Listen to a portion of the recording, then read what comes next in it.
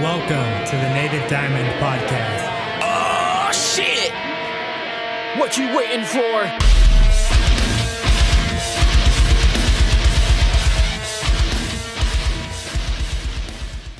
Please don't forget to like the video, hit subscribe, ring the bell. That way you're notified every time I drop a new episode of Native Diamond Podcast. Feel free to drop a comment because I love hearing feedback from you guys. Without further ado, let's get into today's episode. What's up, my dudes? Seth Mick here. This is Native Diamond Podcast, and today's guest is Tyler Tate from the metalcore band Hollow Front, based out of Grand Rapids, Michigan. What's going on, Tyler?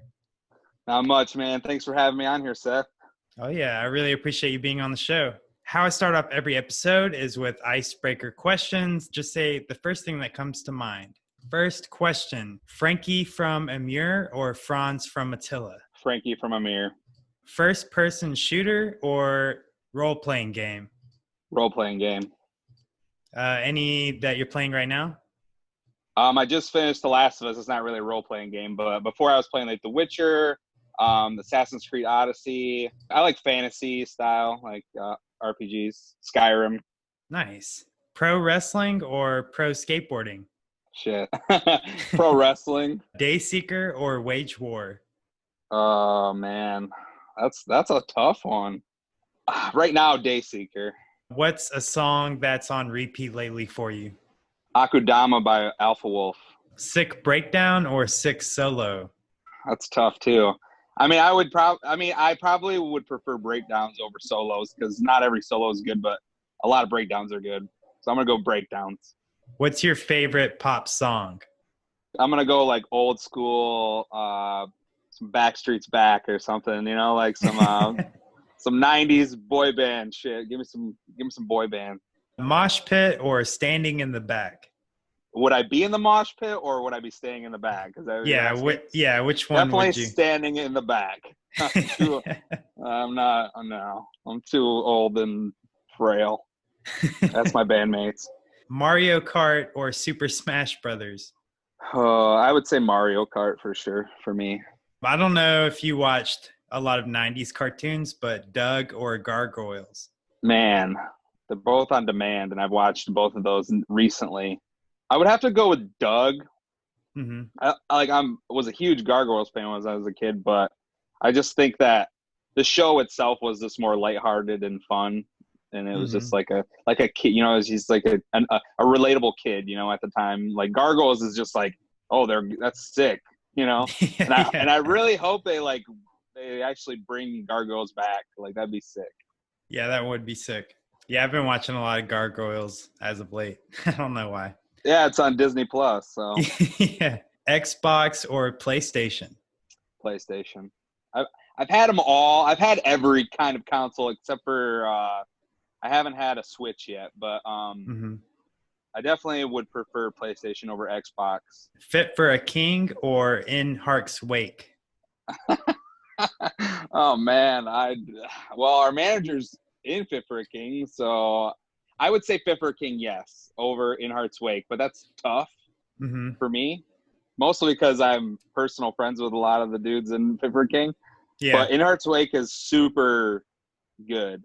I haven't really I wasn't super into Ark or I haven't really listened to their new singles, but I liked all their previous stuff. But Fit for a King. What's the last piece of merch that you bought? Paid for? Yeah. Man, people are gonna be like, wow, this guy sucks. Nah. I don't know, to be honest, because I'm cheap.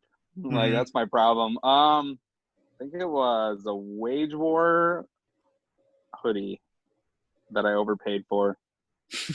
But yeah, no, I can't remember when that was. That was a while ago, and I can't even fit in that hoodie anymore.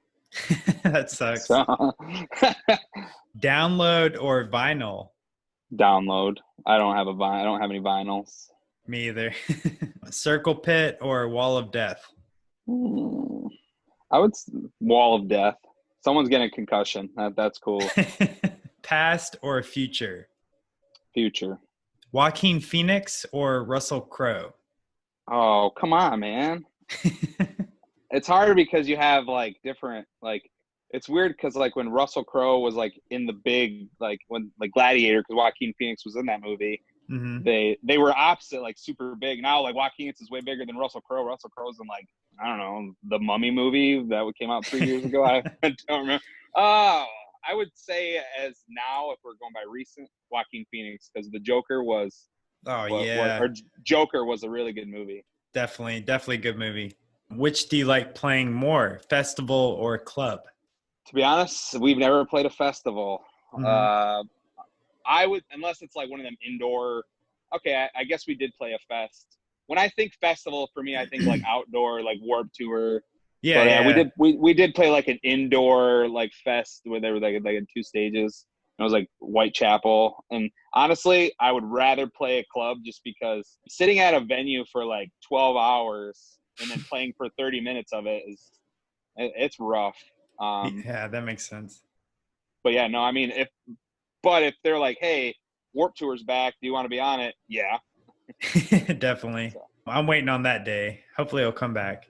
I think something like, I just think at some point it's going to be like, well, if we bring Warped Tour back, we're going to make a shit ton of money. So like, because it was like declining over the years, like, like the acts weren't as good. And then if you just cut it off, be like, well, no more. And then like 5-6 years later, bring it back, it's going to explode. Maybe that's the strategy behind this. I hope so, because I'd like to tour. I'd like to do it.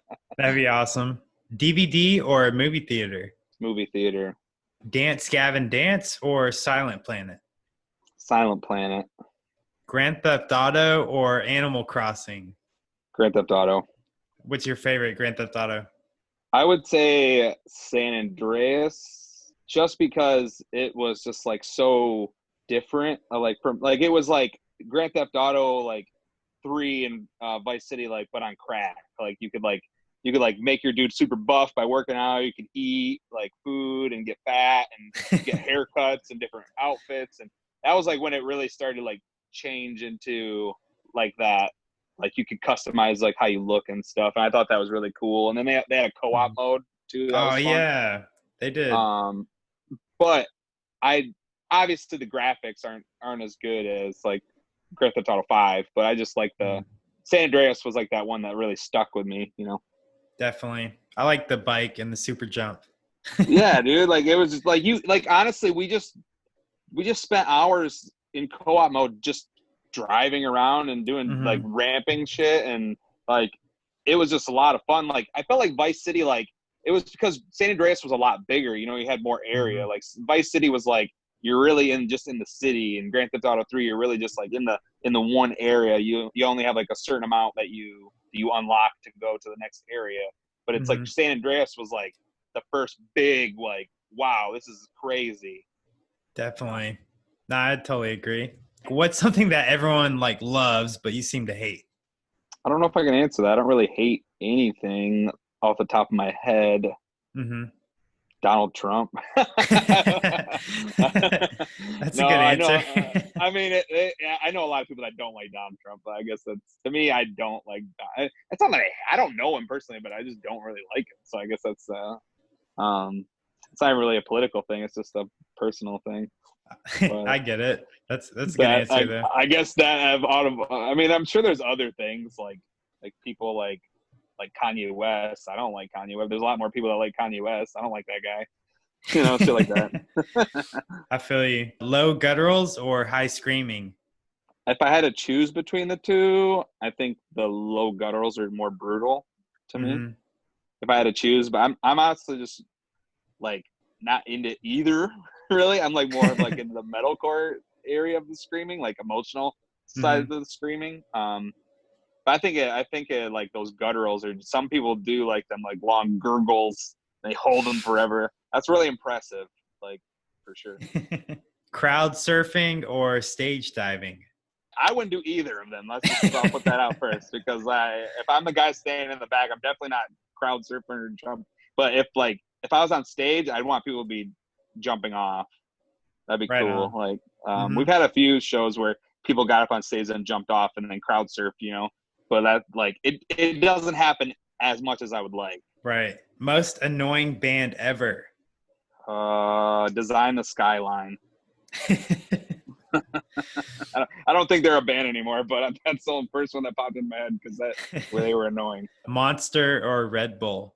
Red Bull. People that listen to Five Finger Death Punch ruin Monster for everybody. You know, like it's like okay, it's cool. It was cool, and then you just ruined it. So Red Bull. Touring or recording? Touring, hands down. I love recording, and actually, we're going into the studio tomorrow to do some stuff. Nice. But after a while, it gets really taxing and exhausting because you've just been like trying to like be as creative as possible in a room full of other people that are trying to be as creative as possible. And so like after a few weeks of it, it's just like, blah, which I guess I guess touring is like that too, because after a couple weeks of touring, you're exhausted and tired. But every night at the show, I could be like dead until like doors open, and then I'm like awake, and I'm like, okay, now I got to be in show mode where I got to talk to people, and then people are always coming up and they're nice and like they're there to see you and they're sweet. They want you to sign stuff. So like it's nice to. It's not like you're dealing with like assholes all night, you know. So touring is definitely more fulfilling. You meet a lot of people. You go to new places. You see a lot of stuff that you don't think that probably you wouldn't have seen if you weren't touring. So definitely that. And last question: Android or iPhone? Oh man, iPhone, because I'm on. That's what I have right now. I've had both. I think there's a benefit to either. I don't think there's a wrong choice. Mm-hmm. Just like with Xbox or PlayStation, there's not really a wrong choice. It's just about what do you like more. And I got a MacBook, and I was like, well, maybe I should get an iPhone. And then I got an iPhone, then I got an Apple Watch, and then just like it spiraled off from there. Yeah, and I see you rocking the AirPods. Yeah, exactly. Yep. Well, anyways, thanks for playing my icebreaker questions. It's a good warm up, and hope you had that was fun. Fun, man.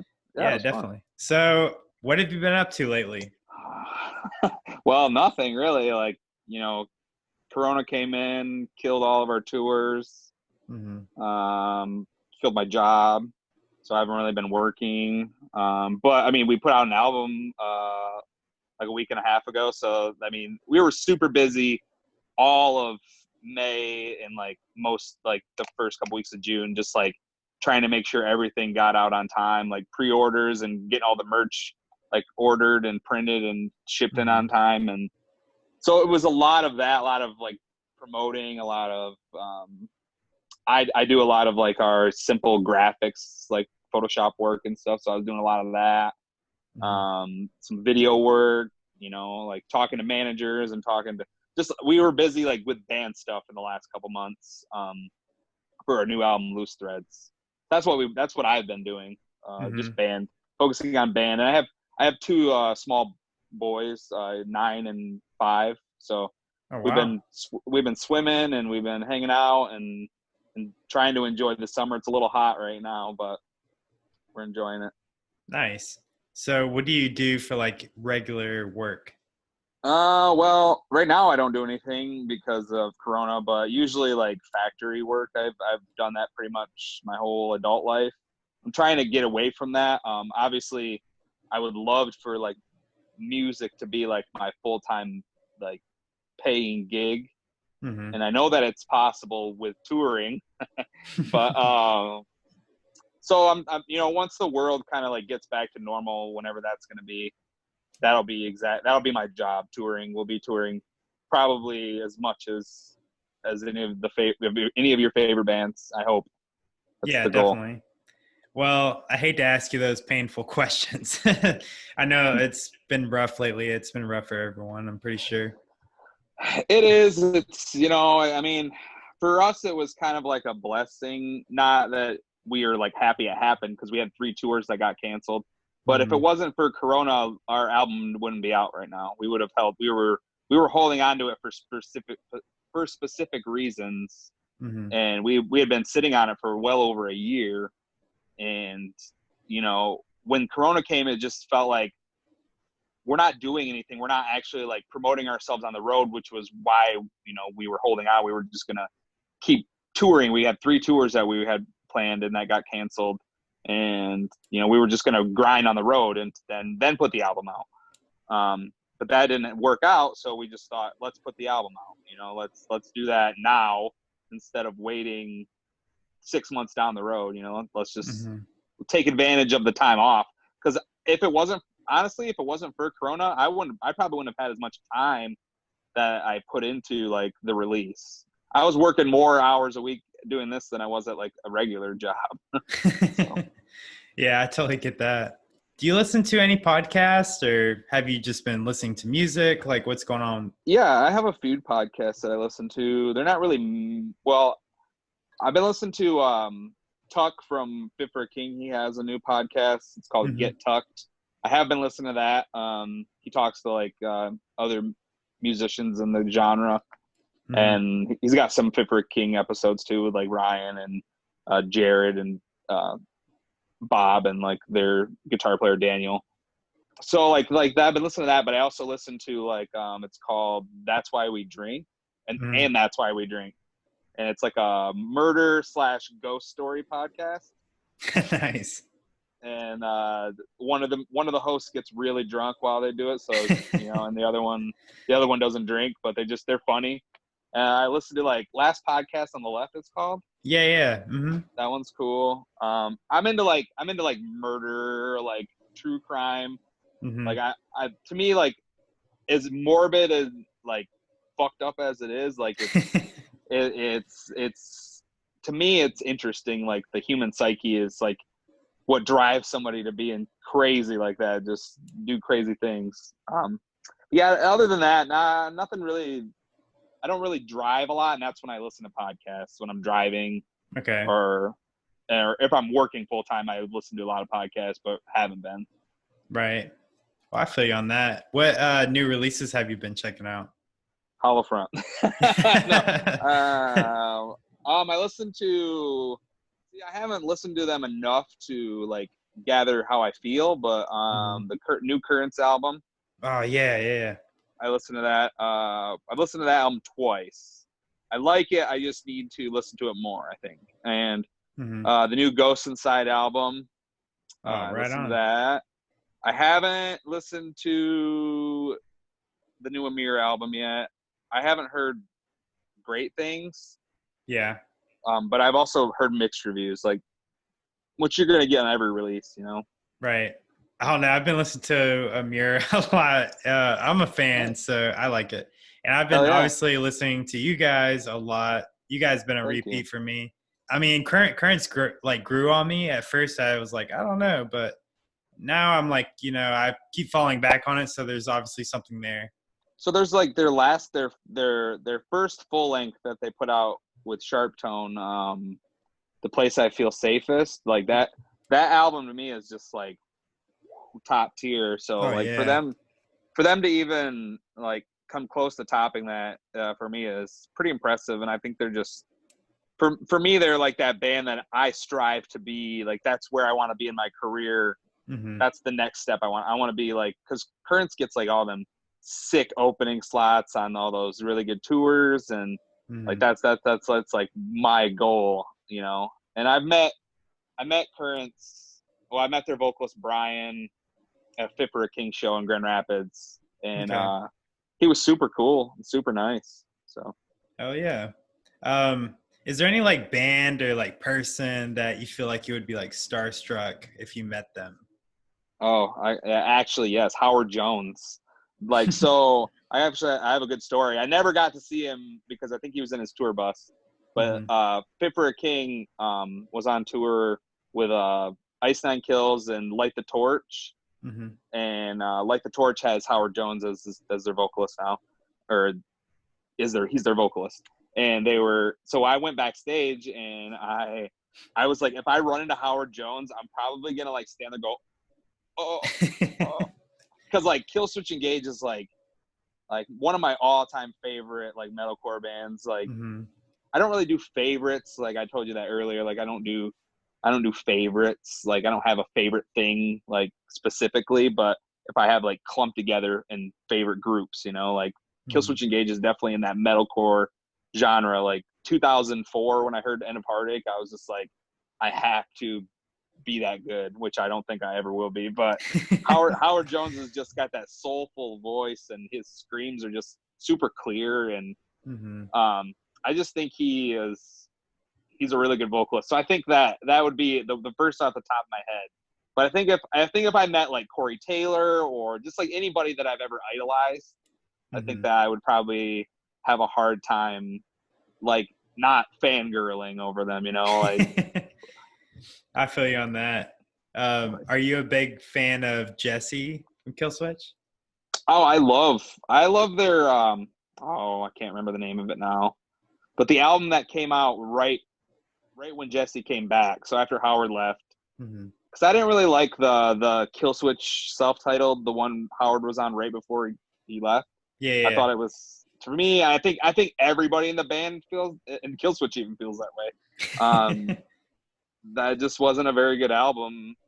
And I think that, you know, Howard left and then they got Jesse. I think that was like such a good fit, you know, like to bring him back.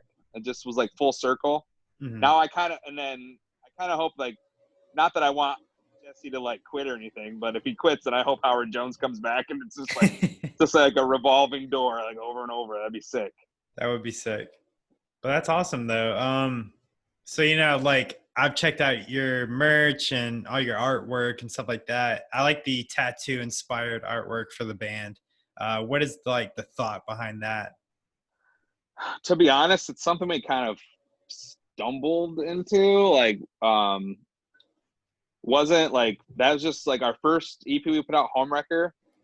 We just kind of started doing that style. Like, we liked it. And we've been working with the same designer. His name's Frankie Nish. He's in a band called Sleepwaker from Michigan, from Grand Rapids. So we worked with him and his company, Eventide Design Company, and he does like all of our merch. And we just decided to, like, we like the aesthetic of the brand continuing. Like, every album cover we have has like a tattoo like style, like something that like that was like the goal. Like, we want somebody to tattoo that on them. So if we make it look like traditional tattoo style, like, hopefully people will get it tattooed on them, and it worked. That's really cool. Yeah. Especially for our Hourglass, like, from our Still Life EP, like, we have so many people that have gotten tattoos that are either identical or like they've interpreted that their own way, which I like those ones better. I like the ones that are like, oh, we're going to take the Hourglass, but we're going to add something to it. Or, you know, it's been cool seeing like how people will make it their own. Right. That's really dope, dude. You might see one pop up on my leg sometime soon. Who knows? Oh yeah, dude. So like, I was like looking at your merch or whatever, and you guys are like selling it out. Like, when can we expect more merch?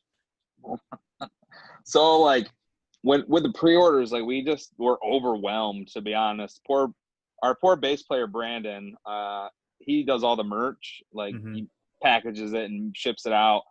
And this poor guy had like 300 plus orders to do. And like, we just never expected it to be as, and I mean, it's not as big as like other, you know, I'm sure there's bands out there that are doing thousands upon thousands of pre-orders, but for us, like, that was a big deal, you know?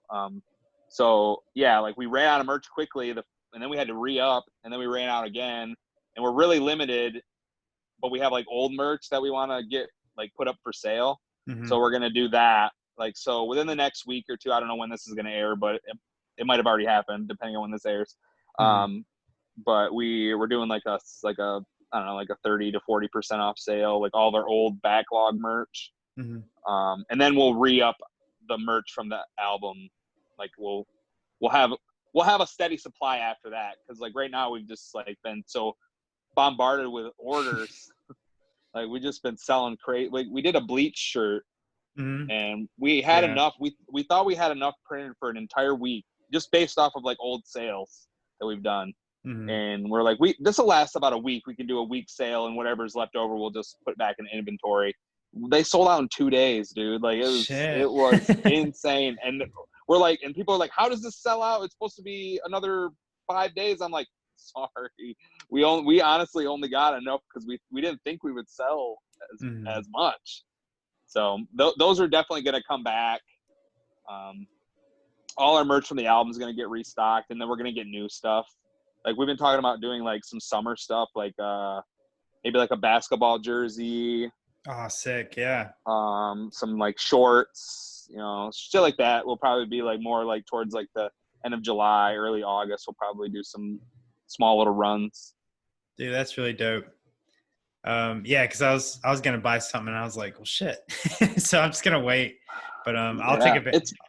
I'll take advantage of the It's been rough for us because it's a learning process because like I feel like we've just been growing at such a quick rate. Like we're not ready for it really. Like so we've been talking about like, you know, finding ways to up our merch like production and possibly even like going to like one of them the print per order sites like Merch Now or Absolute Merch or something like that to basically keep up with our demand, because it's more than we can keep up with at the moment. Mm-hmm. Well, that's a good problem to have. Definitely. I agree. It's been a good problem, but also like to figure out quickly. So it's definitely on my mind. Definitely. Well, anyway, so like, what are some influences for you? Because I know a lot of people credit you with like awesome vocals and shit like that. So like, what were your influences coming up? Early influences were Corey Taylor, Chester Bennington, Jonathan Davis, just any of those like new metal, like early 2000s vocalists. Chad Gray from Mudvayne was like a big influence of mine, like early on, you know, like, and then once I heard like metalcore, it became like Tim Lambesis, even though he tried to have his wife murdered. I forgive you, Tim. And Howard Jones. And then I started to get into like deathcore, so then it became like Phil Bozeman, Mitch Lucker, like those kind of dudes. And then got into metalcore, like more of like a modern like so Jonathan Vigil from Ghost Inside is like a big influence of mine. Even Ryan, our not our vocalist, I'm the vocalist, our manager, he's definitely like, I love his vocal style. And there's other Daniel from Gideon, I really like his style. Oh yeah. Like those kind of like really like raw like metalcore screams that are just like, you can tell they're just like belting it from their soul. That's like especially right now, like I love those kind of vocals the most. Yeah, if I had to choose. Definitely. I can see all those influences in, you know, your style for sure. Do you think like metalcore is like turning around now? I know it kind of phased out for a while, but you know, obviously with the success of your streams, do you think it's gonna like pop off again? You know, I don't know. Exactly. Like I feel like we've gotten lucky. Like I know that we're talented and people really like the music and they connect with like the lyrics and stuff, but I think a lot of it is luck. Like we got lucky with our first like releases getting noticed on this Dreambound music video channel on YouTube. We got lucky with Spotify playlists. We got lucky with just people like being like the internet. It was just like because I've been in 12 bands in like the last 16 years, and wow, everything I've learned in all those years culminated to when Hollowfront started. It was the perfect time because that's when like Spotify was super easy for you to get. Like before it was like, how do we do that? You know, how do we get on all these streaming sites? Like we don't know how to. Like I was oblivious, and then you know you join up. The internet just basically handed it to us. I think, you know, and like just the people we've met and had been able to work with and that have taken chances on us. Like I don't know if metalcore I don't know if it's ever went away or if it's coming back. I just think we personally have gotten lucky. There's a lot of really good metalcore bands that don't have the streams that we do that should. We also pay an ass load in marketing. So that might be a reason that helps too. I think metalcore has never like swayed. Like look at Parkway Drive and like those bands that have like maybe they've moved away from their sound a little bit, but or but they're still packing out massive venues, They're definitely. Parkway Drive, could probably fill up a festival. They do. They headline festivals and they have 40,000 people watching them. Ask Alexandria, they still are going strong, even though they're not as what they used to be. I think the bands are just evolving, and metal, like a lot of people don't like that. Maybe like Wage War is a good example. Like they're not what they were in 2015. That pisses some people off, but I think metalcore musicians are understanding that they need to adapt and evolve and grow if they want to continue their careers, because metalcore isn't like the most it's not the most profitable genre of music. Yeah, that totally makes sense. I see where you're coming from. For sure. So like what were some memorable shows for you, like growing up and like going out to and checking it out? Oh, I saw Slipknot in 2003. That was life-changing for me. I was 13, and I was just neck deep in Hot Topic gear, man. So I was just like a little goth kid that like was just into Slipknot, and it was a really, really good show. And then another show would be, fast forward in 10 years or so, but I saw Under Oath on their reunion tour, and they did They're Only Chasing Safety and Defying the Great line, like back to back. And like, to me, that was like when I was like 15, like I was super into Under Oath and like those albums. And like, to me, that was just a great, great concert. And seeing Killswitch for the first time, that was a really good one. Seeing Slipknot again in 2016, that was even better, I think, than the first time I saw them, because I was 21 and I could drink. So that was fun. But yeah, no, I mean, I've been to so many concerts, but there's only a few that I could think of. And there's a lot of bands that I didn't get to see that I'm sad about, like Linkin Park, never got to see them. Oh yeah. Just like, yeah, shit like that. Like there's concerts I wish I could have went to that I wish I would have just spent the money on at the time and missed out on. That's all right. How many times did you go to Warped Tour growing up? Never, not once ever went. Oh really? Holy shit. By the time I found out about Warped Tour, I was just like, I just wasn't like going to shows that much. I was in bands, but they were like, at the time it was more like deathcore, and like Warped Tour just wasn't really my scene. Plus, like standing outside in the heat all day just doesn't sound like too much fun for me. Like I would love to tour on Warped Tour and like sit in my van or under a tent or, whatever. That'd be fun, but not like those. Like never interested me. Like personally. Yeah, I totally feel that. It was pretty rough sitting out there in the sun, and then you drink it all day. It's just, you leave with a headache, but you have a good time. For sure. I know, like I'm pretty sure most of my band members have been to Warped Tour, but I just never got into it. So what was it like growing up in Michigan for you? Cold. No, simple. I don't know, easy. Privileged, I guess. I don't know. I had a pretty good childhood. Just, normal middle class. My parents didn't have a lot of money, but we had everything. So, it wasn't like, Michigan is just, the winters to me are like the worst. I hate the snow and ice and cold. Like, I think I could deal with the cold. It's just like trying to drive places. Like it's like hella inconvenient, so, other than that though, I love this state. It's chill.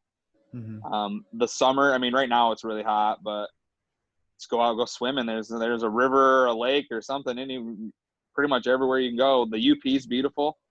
Camping's really nice here. We got a bunch of lakes, great lakes. Plus I'm only like 3 hours from Chicago, 2 hours from Detroit. Like I'm not like I could go places, it's not like I'm in Idaho or something, Wyoming, or just nothing around me. I'm pretty much centered in between two pretty decently sized cities. So I love Michigan. So yeah. Where do you go for like vacay if you live in Michigan? Oh, when I was a kid, we used to go to Florida a lot. Oh, really? So we do like Disney. As an adult, touring is my only vacation. I did take a solo backpacking trip in the UP last year, which was super cool. Like I did like 3 or 4 days where I was just like by myself, hiking to waterfalls and sleeping in my truck. Nice. And stuff like that. I think like for me, I like going to interesting places. New Orleans was a really big one for me. Just like because of all the history and just like it's interesting. But I also like just standing by a really quiet lake with like just wind. Like just give me some silence for a while. That'd be awesome.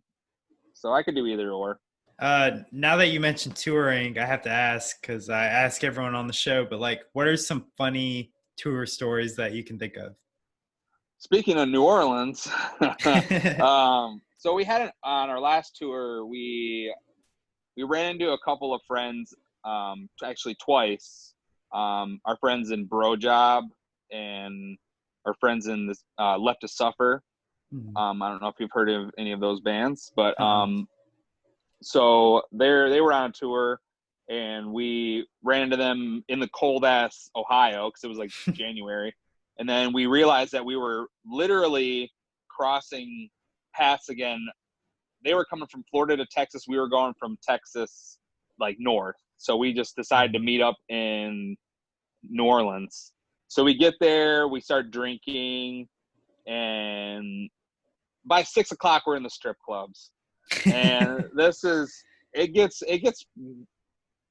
exponentially more wild as time goes on. We're just in a strip club. They're like, all right, everybody in Bro Job's just going nuts. They're like, it's like they've never seen a stripper before. They're just giving them all their money. And I'm trying my best not to, because I know how expensive strippers are, and like I'm drinking too, so I'm just like blowing all this money like on one day out of a, it's 1 day out of a 2.5 week tour. I'm just blowing money. The whole band is, because we're just like, we're in New Orleans, and like, so everyone gets drunk. We start losing people, and down Bourbon Street, there's so many strip clubs. So like, you just walk in. You don't have to pay to get in. You just walk in. You gotta like buy drinks to like sit in there, but we lost everybody, so we had to go into multiple strip clubs trying to find our friends, because they're just like wandering around drunk and just willy-nilly. And then I'm drunk, and I'm like, well, I need some beignets. So we went and got like, I don't know if you know what those are. They're like powdered donuts. Yeah. But they're like French. And so then we were just everyone was lost. We're just all scattered across New Orleans, downtown in the French Quarter. And I'm like, all right, Holofront's got to leave, because we had to like a 7.5 hour drive. Our drummer's underage, so he wasn't drinking, so he was our DD. And he couldn't go in the strip clubs either, because he had to be 21, so he had to sit outside. So poor him. But we gathered everybody up, and I was drunk, and I was trying to wrangle all these people to get to our van, because it was like 2 miles away. We had to walk. So we're just like trying not to get by cars. We finally get to the van, and like the vocalist from Bro Job is just sitting outside our van. And I'm like, we lost him hours ago. He's like, I just came back to the van. And I'm like, are you all right, dude? And he's like, yeah, but my phone's dead. And I'm like, and I don't have my keys. I'm like, oh shit. So we called like some of his band members, and was like, yeah, he's over here. And they're like, all right, we'll come there and get him when we want to, I guess. Like we'll get there when we get there, kind of deal. I was like, sorry, dude, we got a 7-hour drive. We got to leave. So we just left him there. But it was just like a full day of like seafood and drinking and strip clubs. And I got talked into one lap dance, and then I had to get the hell out of there because I spent like $60. I was like, I got to get out of here. I was like, this is these temptresses, man. They're just trying to steal all my money, and it was working, so I had to go. We've had a lot of cool stories and experiences on tour, but that's the most recent one. That was our last tour, so that was fun. Where did the name come from? We did not come up with it. Oh, To really? be honest. All right. So when Hollow Front started, I was getting divorced.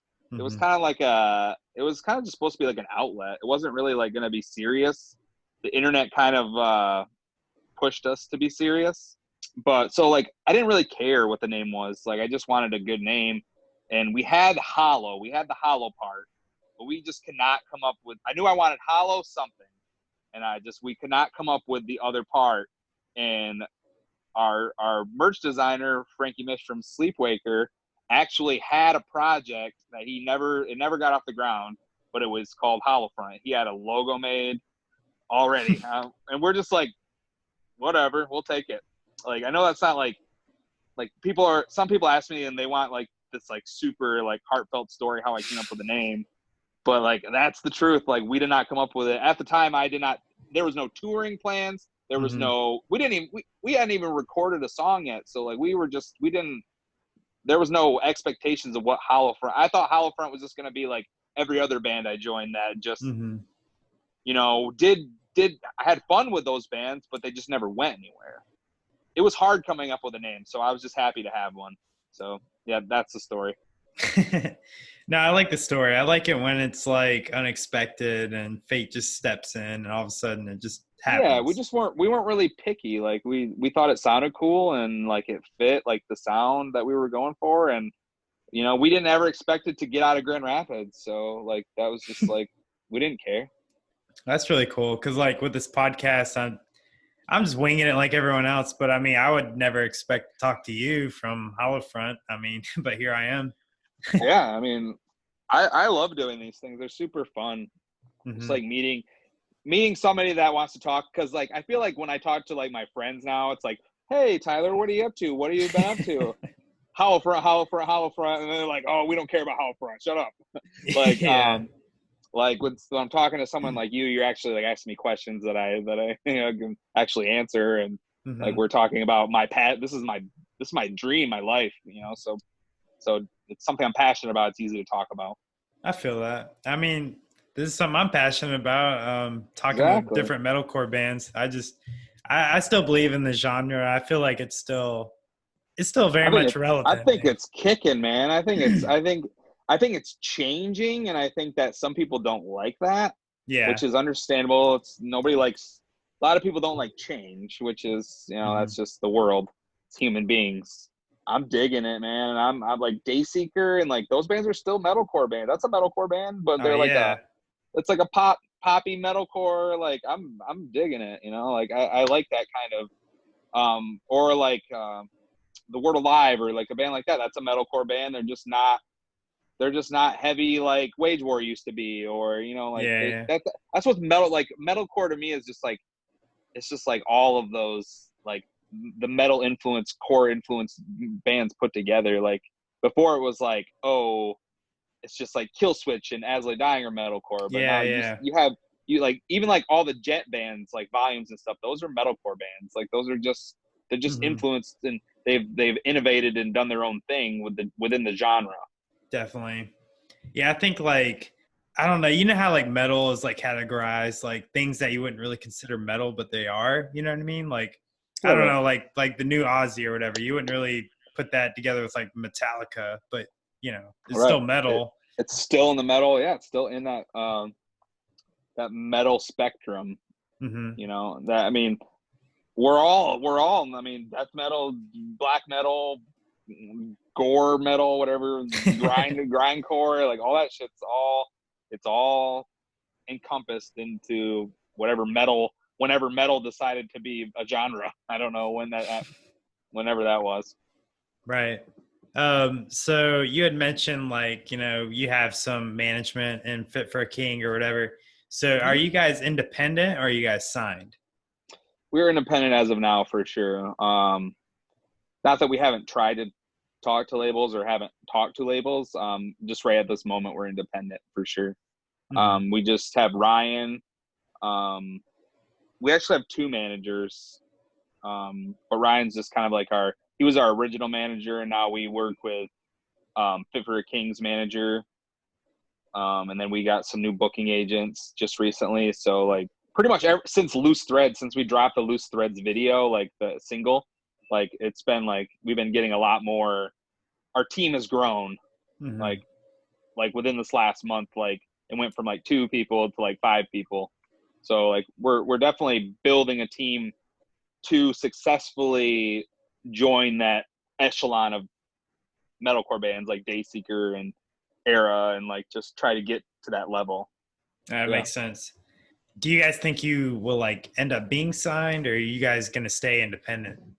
I think we'll sign for sure. I think there's just a benefit, like, and obviously our managers want us to sign. So like that's definitely taking their advice is important to me, you know, like they've been working in this industry. Ryan and Fiffer King, I mean, they've been 7 years at least that I've known that they've been like hitting it hard, you know?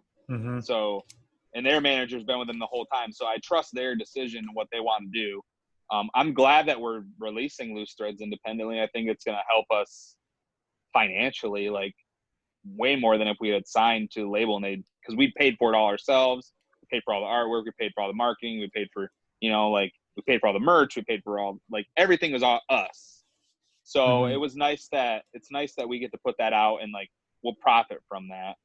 And then whatever next that we do, it'll be hopefully with a label, depending on, I think it's just like finding the right one. It's not just signing to the first one that gives you a deal, you know, you know, like nowadays you just have like, depending on like your streams and just like, cause the internet and it's the way that music is consumed now is so much different even than 5 years ago.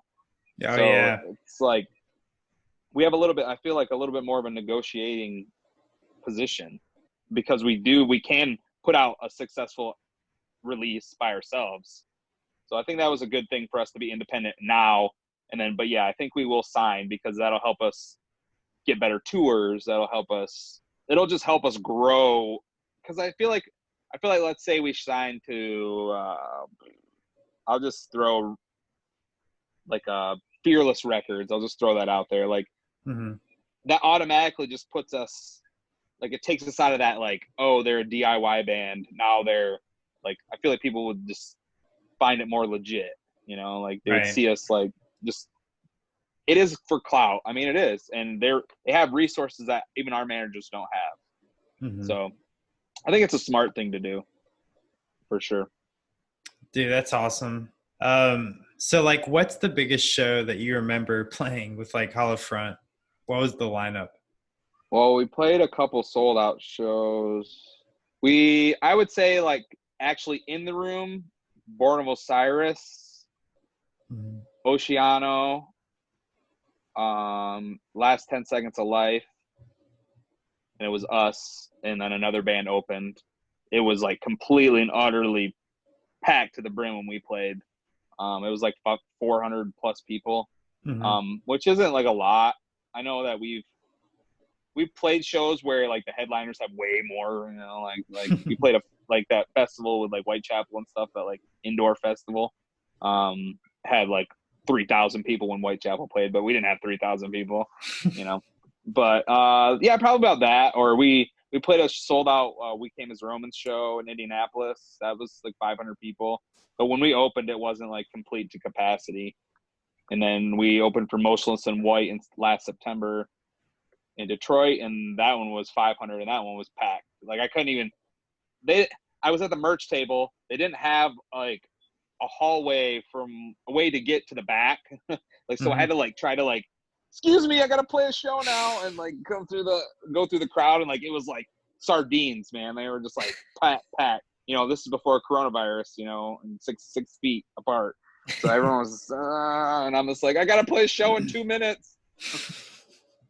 But no, though, yeah, like probably the Born of Osiris show though, which was cool because it was in Grand Rapids. So it was like we had a lot of like hometown fans, and it was just like a really good turnout. So like as far as the writing process for the entire band, do you like specifically just write the lyrics and everyone just comes with the instrumentation?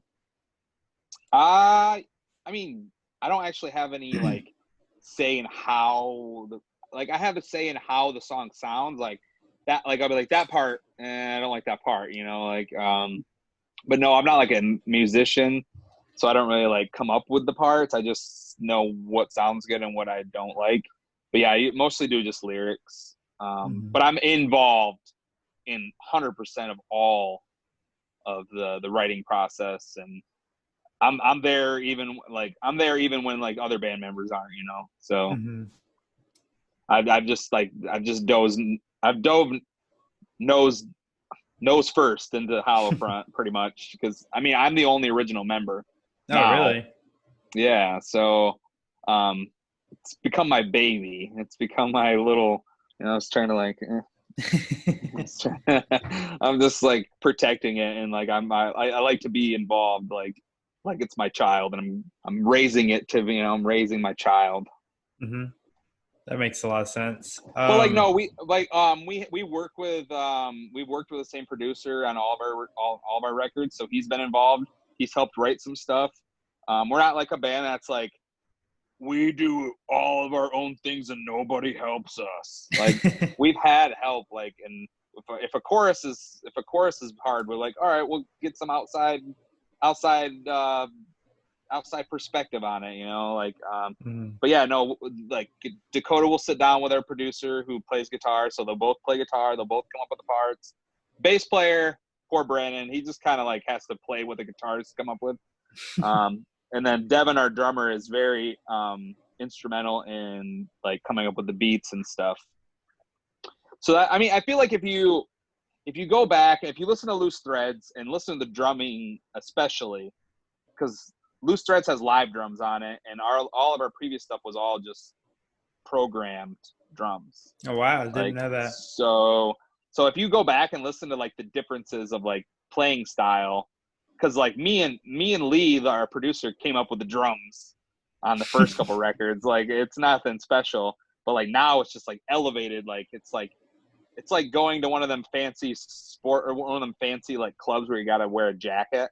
And I think that's what, like, I feel like that's how like his creativity behind the drum kit helped us write a few of our best songs on this new record. So I got to ask, like, what song, in your opinion, is like the most emotional, and like, what is that song about? Oh, crap. Oh, a lot. I mean, all of our songs are emotional. I think Panic to me is probably, for me personally, because I do talk about my children in that song, which I never really have before. But that song's about, like, it was kind of like when I decided that I was going to quit my job that I had at the time, complete 100% of my time into the band. We're going to tour. We're going to grow. We're going to be on the road a lot. And I was like having bad anxiety about it, like panic attacks.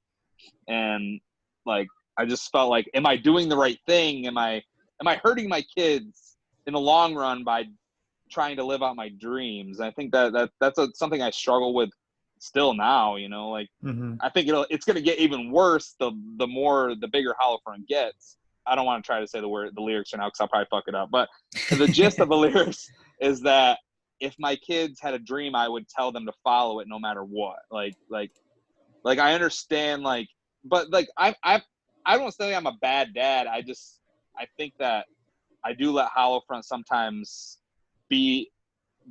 It's just like always there, you know. It's like I'm always thinking about it, always doing it. But I'm still like parenting. I still have my kids like 50% of the time. My ex-wife has them the other 50%. Like, they're here right now outside swimming, but they, you know, like, it's tough because I don't want to hurt my children, but I also don't want to regret not following through with Hollow Front, because it is like growing to a point that we will be on the road, like Fit for a King, or like all those other bands like that you know of in metalcore. So to me, that song is personal, and I've cried a few times listening to it, because yeah, I do dive into that, like this scares the shit out of me. This whole this metalcore thing, this like trying to tour and be like trying to be a successful in it, you know, it's scary, and having children makes it even worse. So to me, that's what that song is pretty much about. But every song on the album, well, besides like Ghosted I think Ghosted is the only song on the new album where I was like completely burnt out and I got help writing the lyrics from Dakota, our guitar player, and even Devin has a line in there that he got to make up. I was just like, we've been in the studio for almost 4 or 5 weeks, and I was just like tapped. And the song turned out really, really good. But like songs like Panic and Afflicted, Wishful Thinking, even those songs are super, even though they're dark, like they're personal. Serendipity is a really, really personal song to me on the record. Left Behind.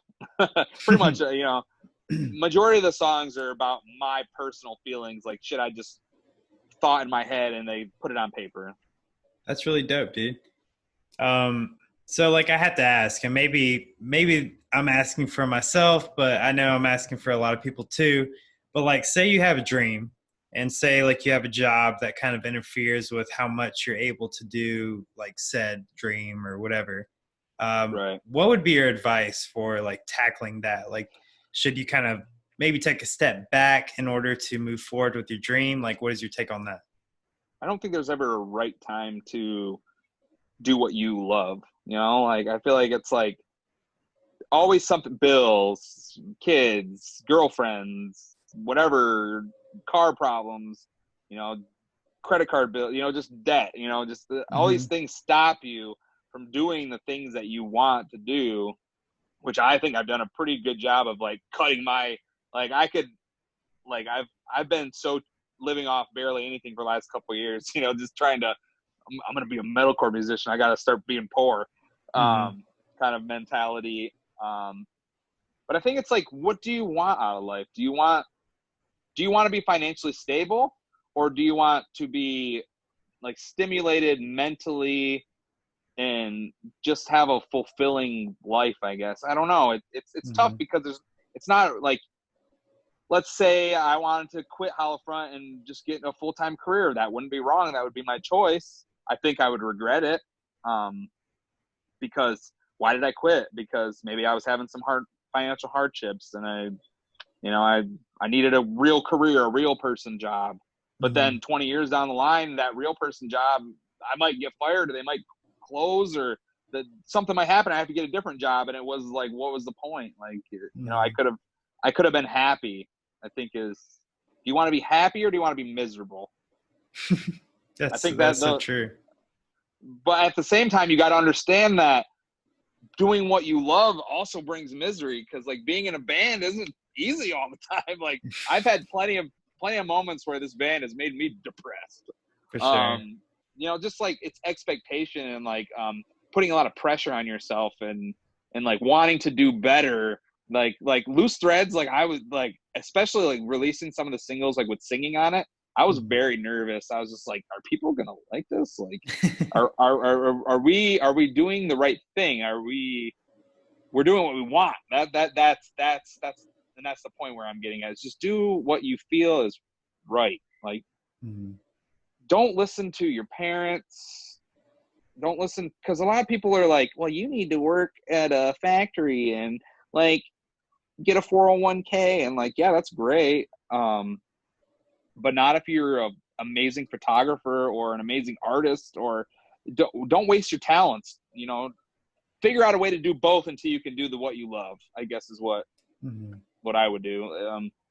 If you really are passionate about something, you'll work a full-time job and do that full-time too, which I did with Holofront for the last 4 years until pretty much till Corona. But I took pretty much all last year off.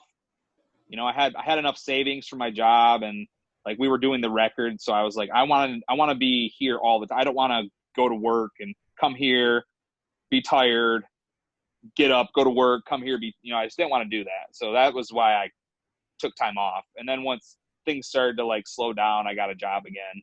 But to me, like a job is just that. It's a job. It's going to pay my bills, but I don't give a shit about that factory. Like they don't give a shit about me. I feel like that's most jobs. And, I've only worked factory, so I can't attest to other careers. But for me, I know that they'll just find somebody to replace me. Like I don't need, and I can always find another job. Right. That's how I feel about it. Do what you love. Make your life worthwhile, I guess. I'll cut it off there because I tend to ramble. No, that's great. No, I mean, I even appreciate that advice because I've been kind of dealing with that lately. Like I'm a chef and I'm a salary chef and I work like 60-hour weeks, but Right, you're working a lot. yeah. And I like doing this. Like, this is what I'd rather be doing. So it's like, I've kind of made the decision in my own life to take a step back and take a lesser position so that way I can like be around my wife and do this more often, Yeah. You have to have things that because like 60 hours a week, I bet you're making good money, but that's all you're just going through the motions. Yeah. It's rough, man. And it's not that you aren't passionate about cooking, which I'm sure you were, Mm-hmm. but when you do like a job like that, like you lose your passion for that kind. And that's the same for even musicians. Like there's a lot of musicians that are still putting out records, but it feels like their records are tired. It feels like they're tired. They've been doing the same thing and honestly, probably listening more to what people want than doing what they want. Yeah. So I think that's a good idea for you to take like you could still work, you can still cook. You don't have to work 60 hours a week and you can do this. And you're married. So you have to, especially when you're trying to do this as like a dream, like this is your dream to do this podcast kind of thing. Yeah, it's a smart decision, man. As long as you aren't putting yourself in debt over it and just you'll be happier, I think. Yeah, definitely. Because when quarantine started, I was like able to do this a lot. And like, that's kind of how I grew to this point. Like I wouldn't be at this point I'm at now. So it's like, I totally see where you're coming from. You know what I mean? I think it's great advice, basically. Thank you. Sometimes I don't follow my own advice, but I give some good advice sometimes. Hey, sometimes it's like that. And then you like fall back on it and you're like, hey, that was fucking good advice. And I'm going to listen to myself on this one. Yeah, for sure. But we're basically at that hour mark, and I'm gonna start wrapping it up or whatever. I want you to get back to your day with your kids and hanging out. Yep, I'm gonna get in the pool. Yeah. So, like, what are some guilty pleasures as far as music? Like something that you're not proud to admit, but you listen to. I'm not I have no shame as a person. Like, I mean, there are things I've done that I've probably shameful about, in my past. But like for music and movies and if I like it, I like it. And if somebody doesn't like that I like it, that's their fucking problem. I don't. Like, I listen to Britney Spears. I'll listen to fucking Christina Aguilera. I'll listen to the Backstreet. When I was younger and I was like 8 or 9, like, that was like, I loved all that pop, 90s pop music and R&B. And I love Queen is one of my favorite bands of all time. I love Queen. Elton John, just whatever. I mean, I listen to all, even some country, which, I wouldn't say that'd be my least favorite of all genres. But there are some country songs I'm like, damn, that got me.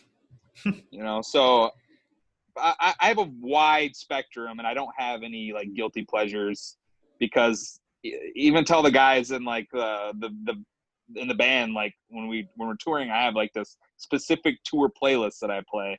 And and you'll be listening, all of a sudden Stacy's Mom will come on, or then you'll get All Star by Smash Mouth, and just like all sorts. You'll get 80s pop music, you'll get 90s pop music.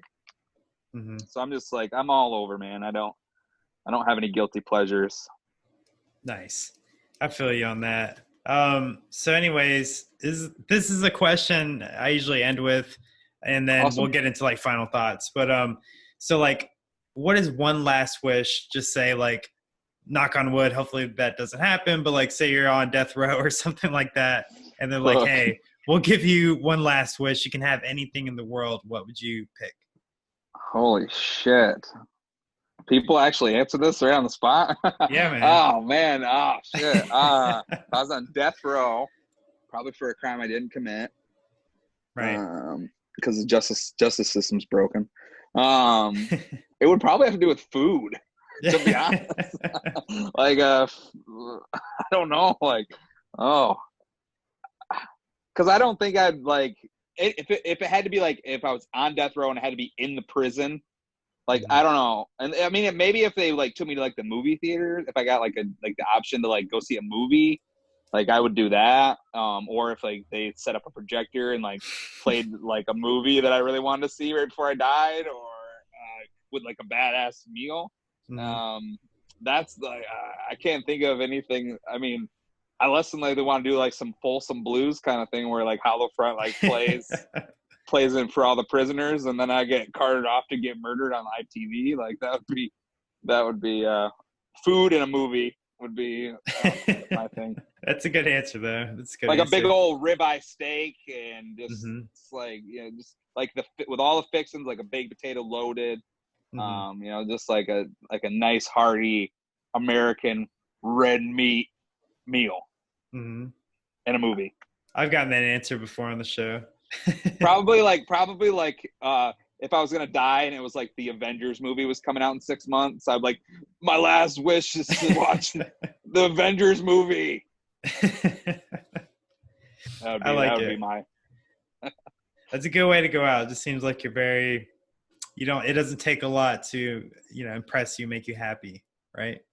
Yeah, food, movies, yeah, music. I'm a pretty simple dude. Nice. Well, I really appreciate all your time on the show, man. Is there any final thoughts you want to leave behind to the viewers about your band or whatever you want to say before we head out? Yeah, if you haven't heard our new record, it's called Loose Threads. You can find it pretty much anywhere streaming wise. I don't think we're on Pandora. I keep getting a lot of people being like, why aren't you on Pandora? And I'm like, probably because Trap's on Pandora and I really don't want to be on. Yeah. No, I have no idea why we're not on Pandora. Maybe they just don't send it there. But we're Google Play, Spotify, Apple Music, iTunes, all those. You can find us on YouTube. We have like 10 or 12 music videos over the last 4 years. Facebook, Instagram, Twitter, we're all on all those. Just at Hollowfront. Twitter's at HollowfrontGR, but I'm sure you'll find it. Mm-hmm. If you want to find us easily, just go to Google, type Hollowfront.